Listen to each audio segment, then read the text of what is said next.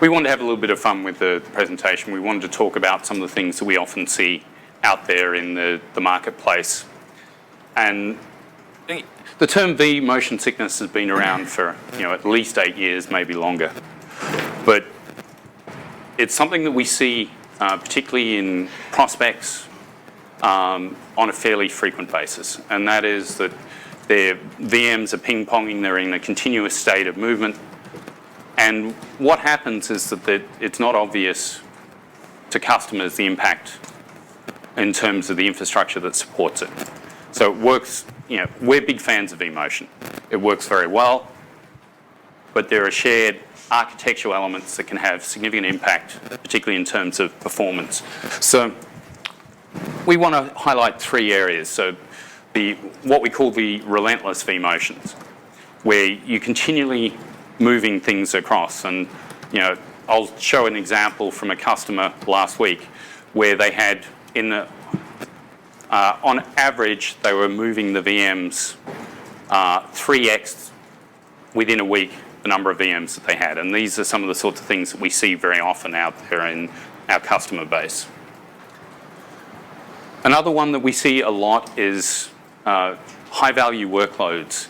They get triggered, they get moved, and then they get queued almost immediately to remove.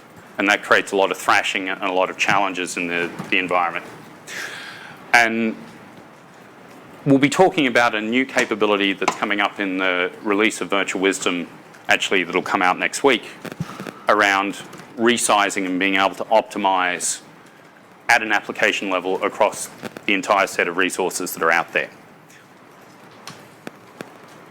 So I mentioned that we were going to talk about a prospect that I actually saw last week. So they've got around about 1,500 total VMs. There's 200 ESX servers in their environment, roughly speaking. One cluster that represents about 300 VMs actually experienced 5,000 vMotions last week. And this is exactly the sorts of challenges that we often see.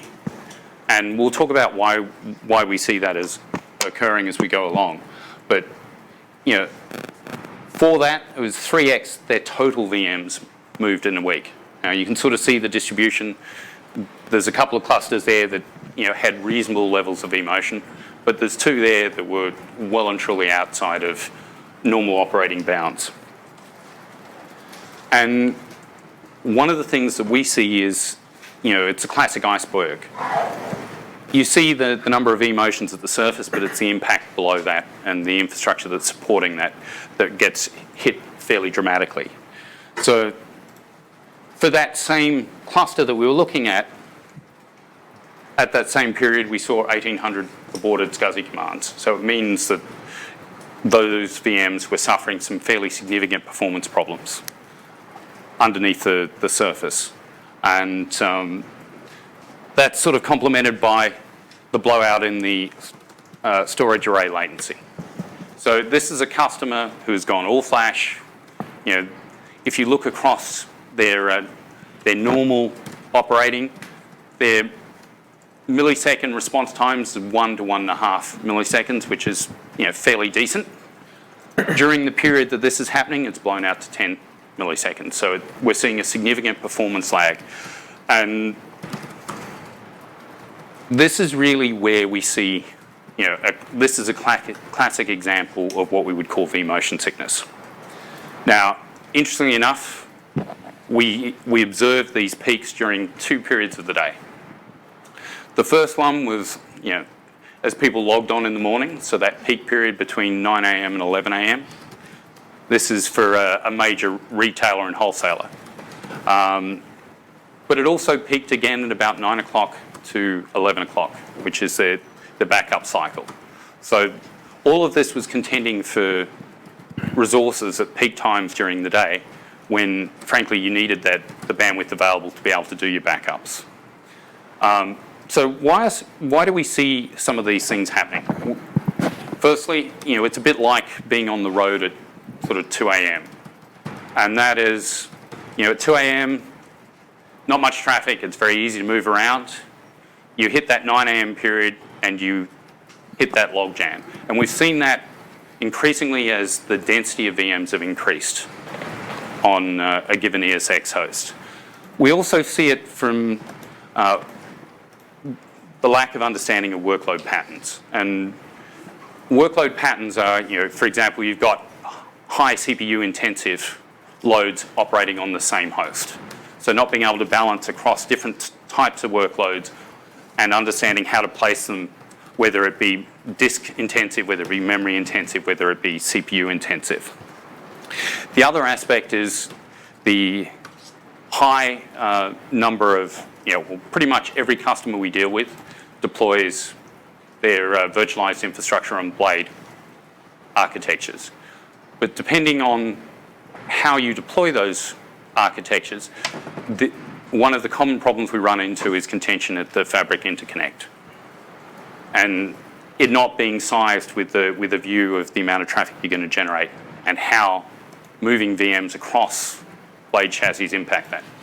So at the macro level, at least, most of the products available in the market can detect all of this in, and they are some of them are pretty inexpensive. I mean, they are option of VMware, or they come, easy to use, easy to install, easy to manage. Yeah, we're not pretending that these problems are unique and that other people aren't saying. We're just providing our perspective on that and why.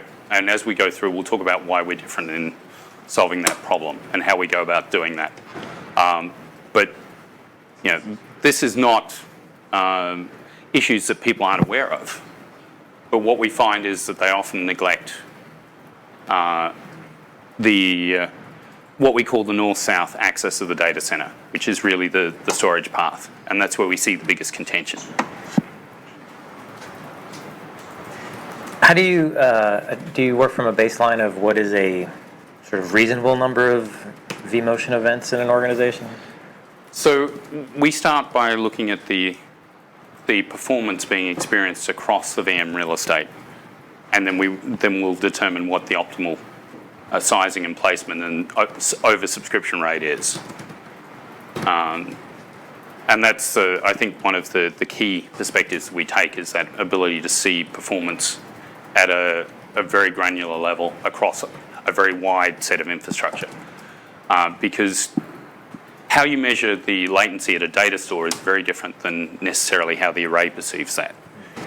So we're correlating both of those perspectives to ensure that we've got that. Okay. We're also looking for, where are the blips in the performance in terms of the transactions. So, I mean, if you average out over a minute, but you're measuring at a microsecond level on a transaction, well, that's 7 orders of magnitude. Even if you aggregate at a second level, you've still gone up, 5 orders of magnitude. So that's where the performance problems often get hidden, okay. And we're able to expose and bring that out. So we talked about the continuous vMotion. One of the things that makes us different is how we go about determining where to place VMs. So if you look at vMotion as a way to move the VMs, how do you reach that decision? And it's a little hard to see in this diagram, but it's an example of an evolutionary Monte Carlo simulation. So the first thing we're doing is actually looking at not just placing and where you move one VM or a group of VMs. We look at how do you optimize the cluster, how do you optimize vCenter as a whole, and how do you place those? How do you manage where those workload patterns are being placed so that you avoid contention? And we do that by looking at the business cycles in general. So by default, we look at data down to a per second layer for up to 6 weeks. Now, we've got customers who look at it over a much longer time frame because they want to look over quarterly cycles and in some cases annual cycles to see how to best place it so you can avoid having to continually move the VMs. And that's the key aspect that we do is, we're fans of vMotion, but what we're not fans of is having to move and move again. And we're always focused on what is the optimal placement and maintaining that optimal placement so that you actually have to do as few vMotions as possible, because that avoids causing thrashing and other impact on the infrastructure. We're also proactive. So the analytics are running constantly in a scheduled fashion and looking for opportunities to optimize across that and presenting those recommendations up. And being able to create change requests and push that through as well. So this is another example, actually in a healthcare prospect, where we were talking about this similar sort of problem. And at this particular healthcare environment, they didn't have a challenge with the number of vMotions.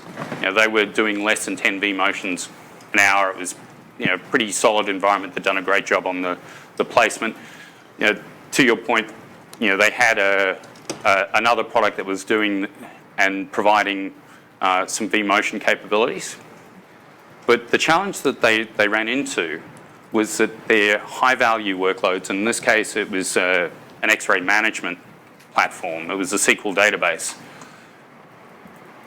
took 37 minutes to move that.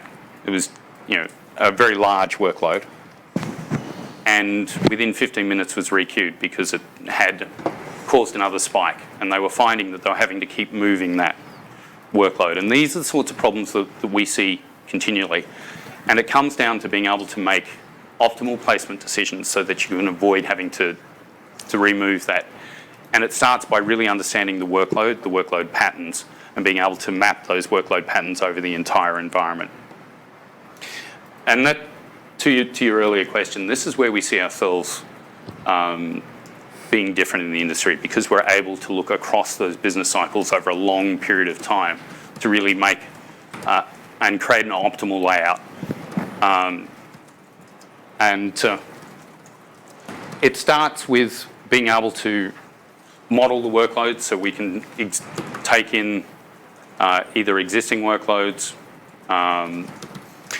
or model new workloads and look at how they overlay on one another. We'll determine the number of available slots in an imbalanced cluster, and we'll take you through the entire process of looking for areas where you could optimize. What we were just looking at was sort of what we call our VM deployment advisor. So it's looking at, I'm introducing new VMs, where can I place them?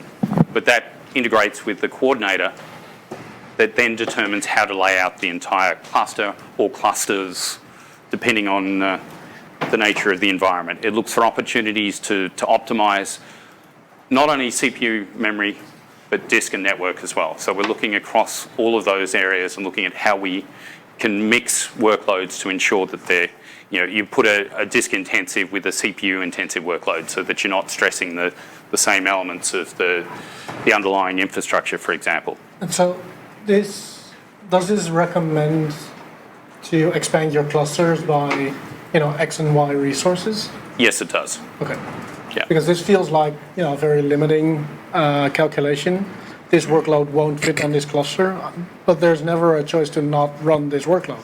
There's a business requirement to run this workload. Well, and we'll get to it in a while, but one of them is, can we pull back resources from some of the other workloads to provide those capabilities? I mean, you make a very good point. These pieces all fit together to sort of deliver an optimal solution. And the way in which we're doing this with a full Monte Carlo simulation actually creates the best possible outcome. And it comes down to not only the data we use, but how we're calculating those. And we can see the movements, and we can see the impact. But this also runs proactively and in reaction to issues that we're seeing in the environment. So in this case, this is an example of what we call an automated investigation. We can see which applications are being impacted by the performance issues against the workload. We automatically go through, diagnose, make a set of recommendations, generate the implementation scripts, and push that out, in this case, to the ServiceNow. So we're not triggering the automation of all these changes. We generate the artifacts and things to enable that automation to occur, and then we hand it off to a change management process, which we enable automatically. So we'll go and open either an incident or a change request within ServiceNow. We'll attach the artifacts, all the description, all the events that have occurred, the performance data, so that we create a complete document trail, and it's traceable as to what decisions were made, why we made them, to enable things like orchestration tools to pick those scripts up. So let me pause there for a moment. Any questions that I can answer or address? So if you're looking to migrate some of your workloads to the cloud, is there anything in this that would help with those decisions? Or? So this is not a cloud migration platform. Okay. We have a couple of offerings to enable that. So we have one that's called Cloud Migration Readiness that will take the application maps and the profile data from VirtualWisdom and feed that into a platform that determines the move groups and how you should move those based on their dependencies. And it integrates with the VirtualWisdom product to actually simulate those workloads in the cloud. So we create that element, determine which sizes, not only from a statistical level, but from an actual measured performance, will meet the needs of the workloads. And we announced 2 weeks ago the acquisition of a company called Metrically that provides full stack monitoring in the cloud with cost optimization, and that's the last piece of that story. Any more questions? So this is a new capability that we'll be talking about in a moment. That'll come out in the VirtualWisdom 6.2 release, and Andrew will walk us through that demo. Going back to what you were saying about cost optimization, Yep. Is that for multiple clouds, or So right now it's... including on-prem, or? So good question. Today it's focused on AWS. The Azure module will be out in a couple of months, but we're looking to extend the Metrically platform pretty dramatically over the next 6 to 9 months to provide a broad multi-cloud solution for cost optimization. Okay, but it does also on-prem as well? Yes. Okay. Google Cloud Platform, are you looking to do that down the road? That will come after Azure. After Azure, okay. We've got, they're the big three that we see customers for. We see Oracle Cloud coming up in a number of conversations, and I heard the Oracle joke earlier. But we're also starting to see Alibaba and some of those, so we'll be looking to address those over time. So one of the other issues that we see is there are lots of resizing platforms out there that will look at how to resize a VM. But often that's done in isolation from the application that it's serving. And that you may have some infinity rules that are pinning VMs or pinning sizes of things, but they're not optimizing the application overhaul. And core to our app-centric approach, what you'll see shortly in the workload right sizer is the ability to optimize all of the VMs across an application, and to be able to do it on service tier. So if you've got a platinum application, you might be taking resources from a bronze application that's maybe not as utilized to free up resources for that platinum application to meet your service levels. And one of the things that we do whenever we look at placement or resizing is we're taking the business value or the service level around the application as an input into how we make decisions. So that's been one of the key capabilities is not only being able to sort of resize at a VM or a host or a cluster, but being able to do it across an entire application that may span multiple clusters, may span multiple data centers, and being able to optimize it as a complete system. And this is something that is unique in the marketplace in terms of being able to take an application topology and be able to optimize across that entire topology. And we're talking about what we're doing from a VM perspective, but we're able to do it all the way down to the storage port as well. So does it also turn off VMs? I mean, if you're looking at it from, So the resizing does not turn off okay. VMs. From a cloud perspective, if we look at what Metrically does, Metrically can turn off VMs. Okay.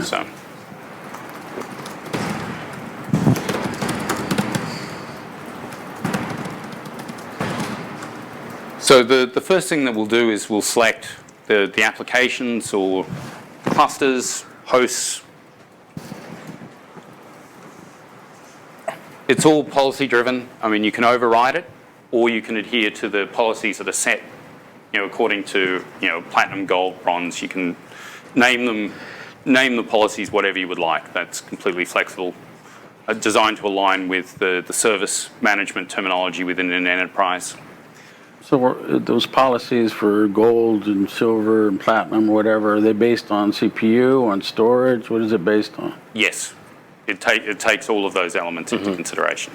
Okay. So it's looking at CPU, memory, network, storage. But storage, it's looking at both disk and I/O. And is it also looking at the high availability pieces of it as well? Yeah. Okay. So it takes, it respects both the affinity groups, but not only at the VM level all the way to storage. So it'll look at whether you've got a port pair that's designed to fail over, so it won't allow that port to go past 50%, so that if one or other of the port pair fails, then the other one can handle and pull over that traffic. And we provide what we consider to be best practices to start, but it's totally configurable by the customer to change whatever they want to in terms of the policies. And does this affect how applications would get distributed? So I wouldn't want to have like X number of platinum applications sharing the same resources? Precisely. This goes back to the nature of the workload patterns. It's not only looking at the service tier, it's also looking at what the nature of those workload patterns are. Okay. So that you're laying them out in an optimal way. And it separates them basically by using anti-affinity rules and DRS object rules inside of vSphere? It's taking those, you can choose to ignore them as well. Okay. So you can override those capabilities and generate the recommendation against it. So it allows you to do some what ifs as well in terms of, okay, if I ignore the affinity rules I have, could I deliver a better outcome, for example? Generally, we wouldn't recommend that you do that, but that capability is there for people who want to check what the placement would look like if they didn't adhere to the current affinity rules, particularly if they've got concerns over whether those affinity rules have been optimized. Is there anything special you have to do for databases?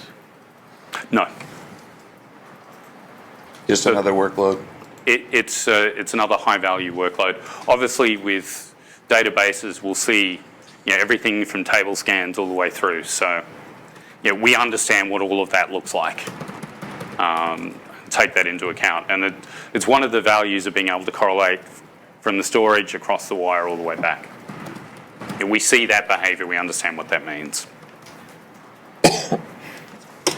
So we've got an example here of actually optimizing across an entire application. This is an electronic health records application.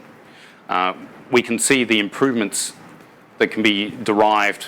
We're in the high 90s here, and we can bring that down fairly significantly. What it will do is actually connect to ServiceNow, look for a maintenance window, or you can suggest a maintenance window, push that across. Now, no one really minds if you add resources, but if you're taking resources away, obviously that is going to involve a reboot if you're changing the vCPUs and things like that.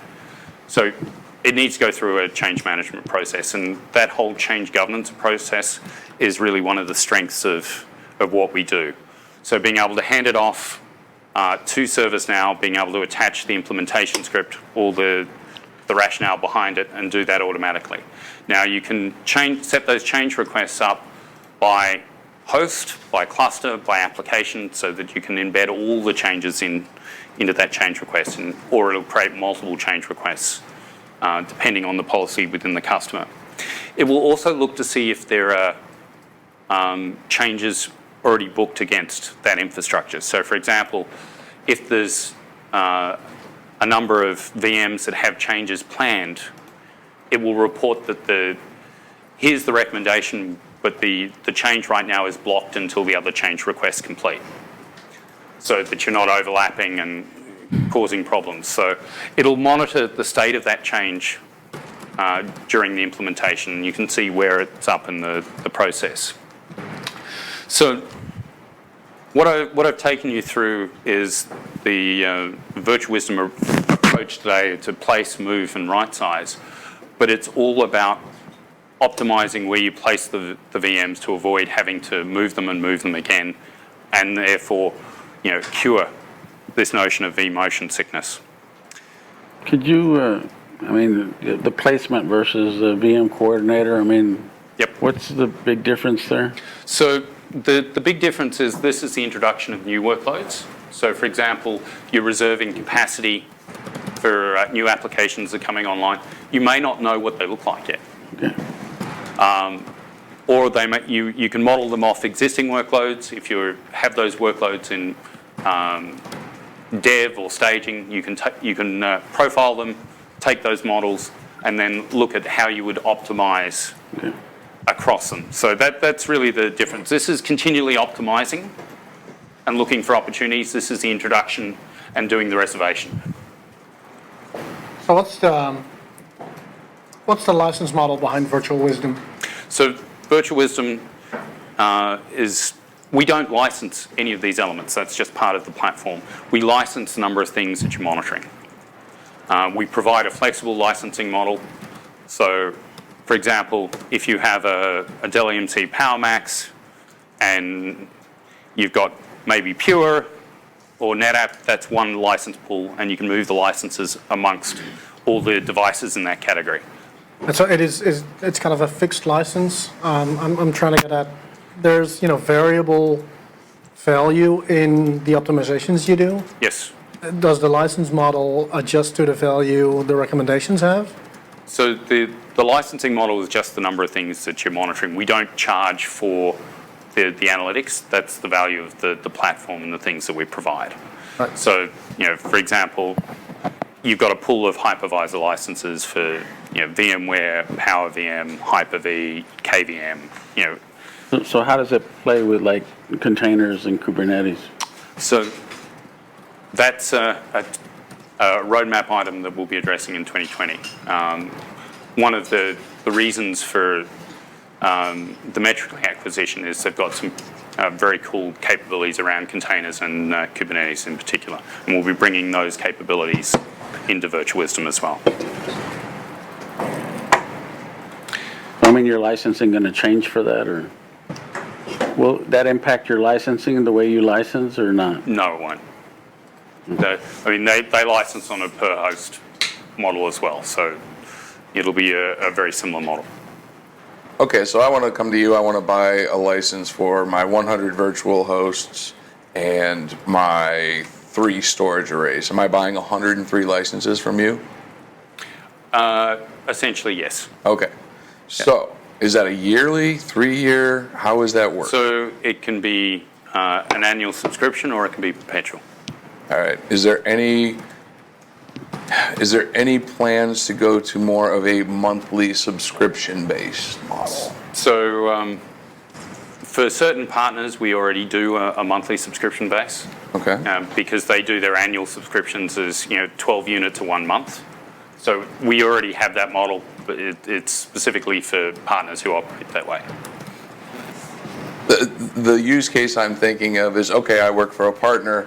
I like your product. I want to take it into a customer and utilize it to show them, hey, if we run this for 2 months, 3 months against your environment, we can get some good information Yep. out of that. But I don't necessarily want to buy a year. Yeah, so those sorts of models, we're very open to working with partners to Okay. facilitate.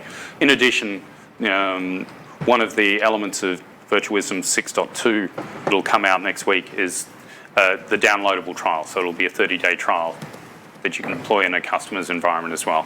And hopefully they love what they see and they want to keep it. So Are you still developing all the hardware taps for the FCNet fiber channel network?